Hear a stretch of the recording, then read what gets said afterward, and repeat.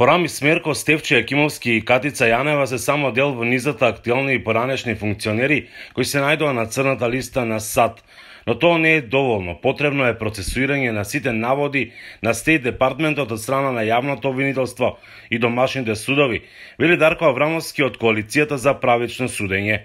Ова е дополнителен потик во борбата против корупцијата, но не е доволен со оглед на досегашното искуство, како ваквите случаи се третираат, вели Марко Трошановски од Институтот за демократија. Сега вистинското прашање е доколку тие располагаат со определени докази кои укажуваат на вмешаност во корупција на голем број од лица од нашата држава.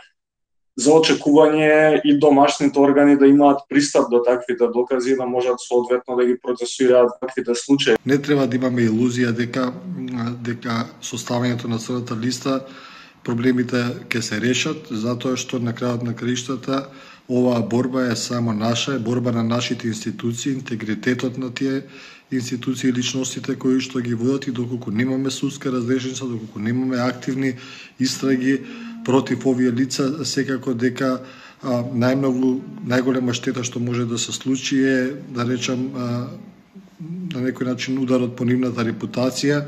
Трошановски додава дека ако нема судска разрешница, тие ќе останат на своите функции и ќе продолжат да управуваат.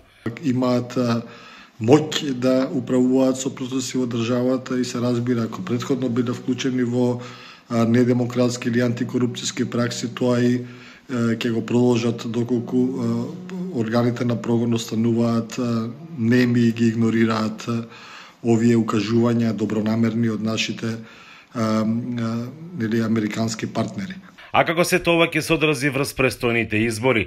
Трошановски смета дека кога станува збор за поранешната специјална јавна обвинителка, тоа многу малку ќе влијае, но во случајот со градоначалникот на Карпош Јакимовски, да, иако според македонските закони тој има право да се кандидира за претседател.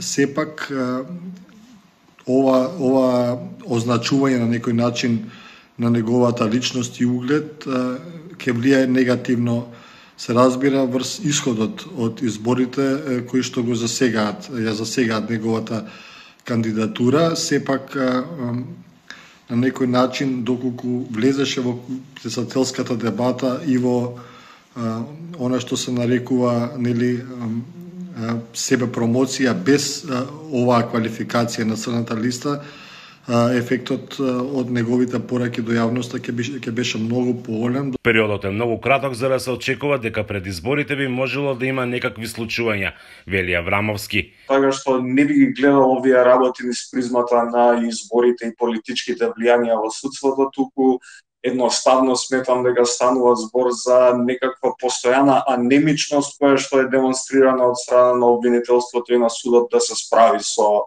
ваквите случаи поврзани со висока корупција, особено кога истите инволвираат политички експонирани лица. За Гласот на Америка, Мики Трајковски.